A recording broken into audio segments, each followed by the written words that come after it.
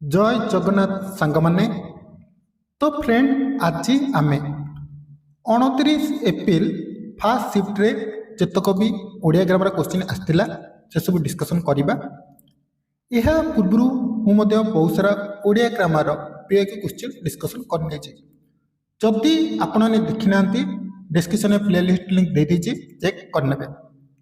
Video भल लगुच kindly यार वीडियो को लाइक करदेव, चैनल को सब्सक्राइब करदेव। देख प्रथम प्रश्न आमर देछि गरम रे देह जली जाउछि। एठारे देला गरम रे केउ प्रकार विशेष्य विशेष्य आमर केते प्रकार ना 5 प्रकार। नाम बा संज्ञावाचक, जातिवाचक, वस्तुवाचक, क्रियावाचक, गुणवाचक।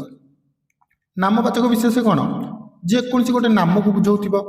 जाति कौन से गोटे जाति को बुझाउथिबो, जमती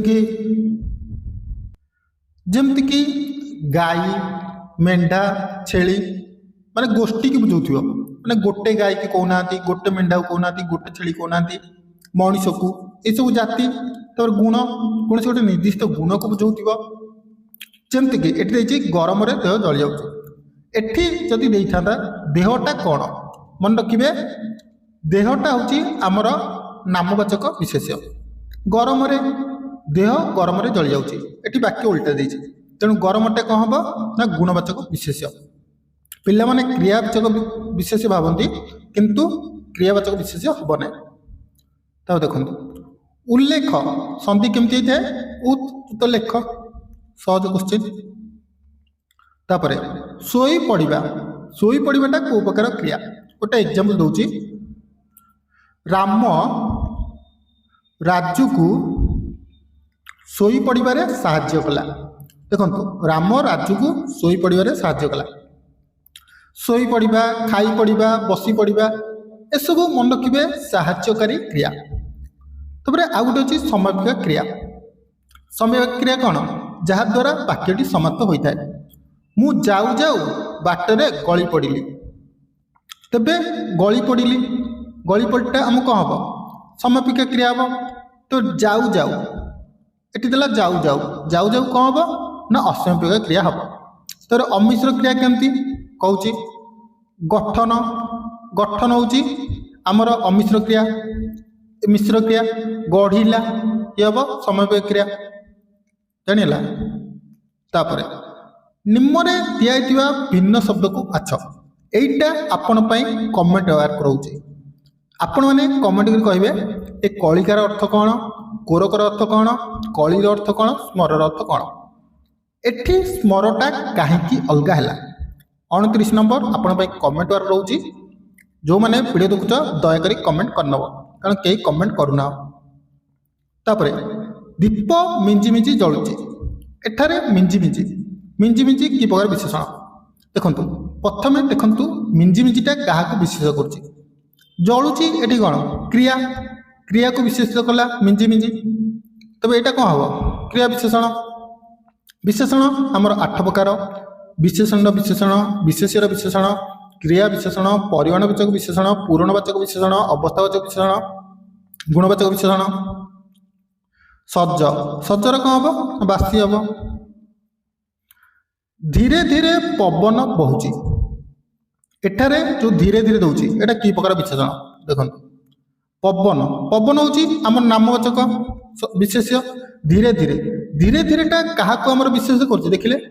बहुची होची क्रिया, धीरे धीरेटा हमर क्रिया को विशेष करछि ना कि पवन को।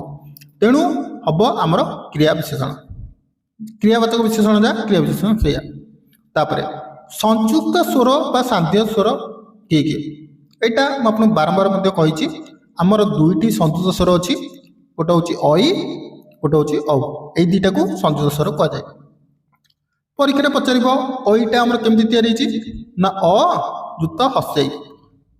सेमति औ पचारिबो अ जुत हसौ। परीक्षा रे पढुछि। तापरे तो वर्गर नाम कौन देखो। व्यंजन वर्ण आमर 2 प्रकार। गोटे होची वर्ग व्यंजन आ गोटे होची अवर्ग व्यंजन।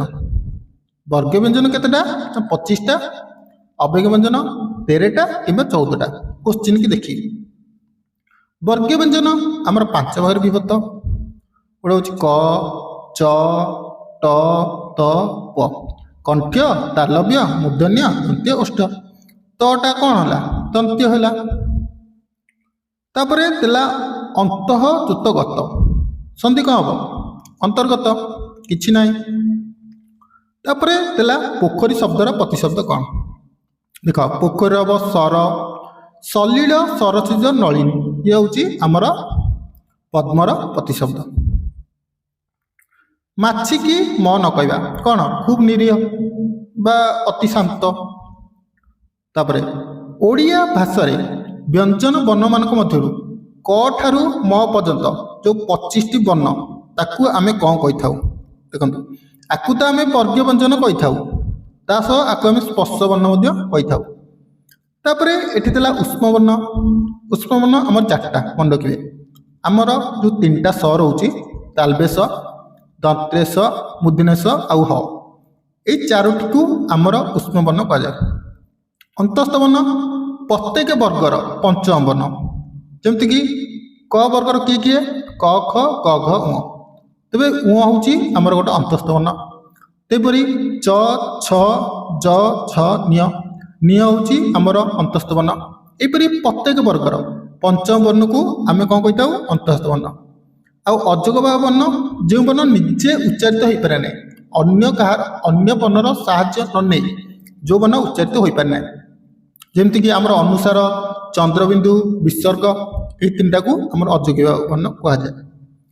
ତାପରେ 3 ପାଞ୍ଜିରୁ ଯିବା, ଏହାର ଅର୍ଥ କ'ଣ? ଯଶ ହରାଇବା। ତାପରେ ମତଇକ କେମିତି ଲେଖା ହେଇଛି? ମତ ଯୁକ୍ତ ଇକ। ନାହିରେ ତେଲ ପକାଇ ବସିବା, ନିଶ୍ଚିନ୍ତ ହୋଇ ରହିବା, କିଛି ନାହିଁ। ତାପରେ ଲବ, ଲବର ଦେଖନ୍ତୁ, ପିଲା କ'ଣ କରନ୍ତି? ପରୀକ୍ଷାରେ ତରବରେ କୁଶ ମାରି ଦିଅନ୍ତି, କିନ୍ତୁ ଭାଇ କୁଶ ନୁହଁ, ଲବ ହେଉଛି ହର। କେଉଁଟା? ନା, ମୁଁ ଏଠି 2/3 ଲେଖିଲି ମ୍ୟାଥର। 2ଟା ହେଉଛି ଲବ, ତା ତଳଟା ହେଉଛି କ'ଣ? ହର। ଶୁଷ୍କ, ଶୁକ୍ଳ ପକ୍ଷ, ତାର କ'ଣ ହେବ? କୃଷ୍ଣ ପକ୍ଷ। ସହଜ କୋଶ୍ଚିନ୍। ପଖ୍ୟାତ, ପଖ୍ୟାତଟା କେମିତି ତିଆରି ହେଇଛି ଦେଖନ୍ତୁ। ପ୍ର ଉପସର୍ଗ ଖ୍ୟା ଧାତୁ ତ ପ୍ରତ୍ୟୟ, ପ୍ର ଯୁକ୍ତ ଖ୍ୟା ଯୁକ୍ତ ତ। ଛାତ୍ରଟି ଗାନ କରିବ, ଏଇଟା କି ପ୍ରକାର ବିଶେଷ? ଦେଖନ୍ତୁ, ଗାନଟା କାହାକୁ ବିଶେଷ କରୁଛି କହିଲେ? ଛାତ୍ରକୁ ନା କରିବକୁ? କରିବଟା କ'ଣ? କରିବାଟା ହେଉଛି ଆମର କ୍ରିୟା, ଯେଉଁଟା ଆମର କ୍ରିୟାକୁ ବିଶେଷ କରୁଛି।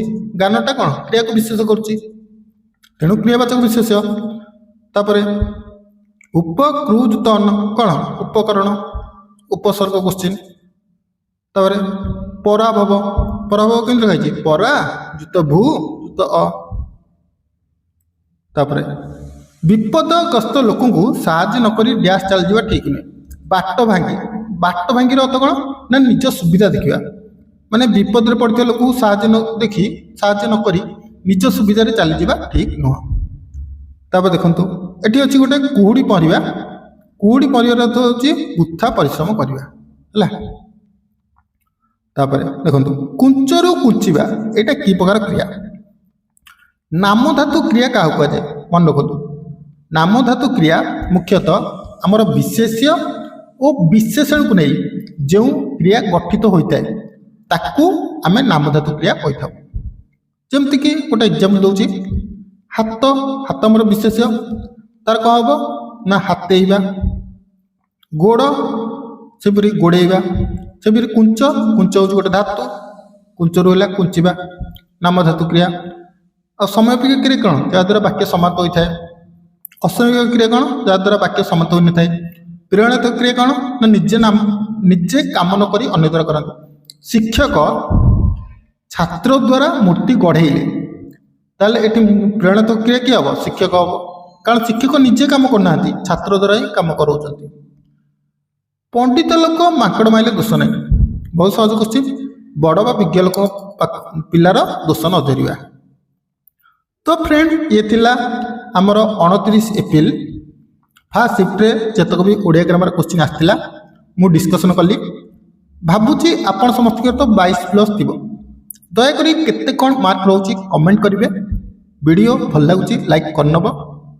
ଆଉ ଇଂଲିଶ आ मैथ रे पीआईक्यू क्वेश्चन स्टार्ट हो जाइए डिस्क्रिप्शन में मुझे प्लेलिस्ट लिंक देदेवी चेक करने आ गोटे कथा प्लीज यार गोटे सब्सक्राइब करी वीडियो को शेयर करने।